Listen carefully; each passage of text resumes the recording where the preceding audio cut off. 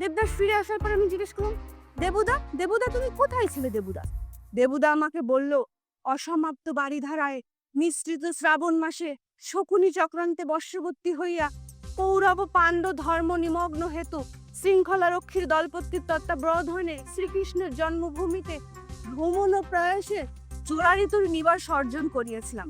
আমি বললাম, এত কঠিন করে বলো না দেবুদা, কোথায় ছিলে তাই বলো। ওকে বল বল। তুই শুরু কর। আচ্ছা ঠিক আছে। দেবদাসের সাথে আমার বিয়ে প্রায় ঠিকই হয়ে গিয়েছে। এর মধ্যে দেবদাস 4 মাস লাপাত্তা। দেবদাস ফিরে আসার পর আমি জিজ্ঞেস করলাম, দেবুদা দেবুদা তুমি কোথায় ছিলে দেবুদা? তুই আগেই কেন হাসতেছিস? আমি ইনসাইড দিচ্ছি, প্র্যাকটিস করছি। তুই বল। আচ্ছা ঠিক আছে বল। আমি আবার শুরু থেকে বলবো, তোরা কিন্তু এবার শুনতেছি। দেবদাসের সাথে আমার বিয়ে প্রায় ঠিকই হয়ে গিয়েছিল। এর মাত্র দেবদাস 4 মাস লাপাত্তা। দেবদাস ফিরে আসার পর আমি জিজ্ঞেস করলাম, দেবুদা দেবুদা তুমি কোথায় ছিলে দেবুদা?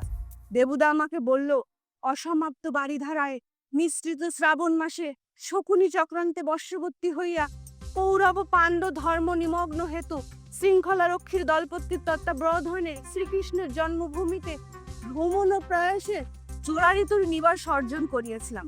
আমি বললাম, এত কঠিন করে বলো না দেবুদা, কোথায় ছিলে তাই বলো। দেবুদা বলল, ওই জুয়া খেলতে যাই ধরা পড়ে 4 মাস জেলে আছি না। কি তোর মজা লাগে নাই? প্রীতি একটু হাসো। খুব মজা পেয়েছি।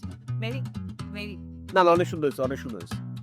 তোরা সবসময় আমার জোকস নিয়ে এরকম কর না। Good job jobs. আচ্ছা শোন, এখন গান গেয়ে গাইবে। একটা গান ধর তাড়াতাড়ি। ওই গান যোগ ভালো ছিল, গাও গান গাও। এক্স্যাক্টলি। আমি একা গাইতে পারবো না, তোমরা সবাই গাইতে হবে আমার সাথে। হ্যাঁ। নাচতেও হবে তোমাদের। আচ্ছা ঠিক আছে, সবই হবে। ঠিক আছে, আর তুই এরকম ভূতের মতো দাঁড়ায় থাকিস না। আয়।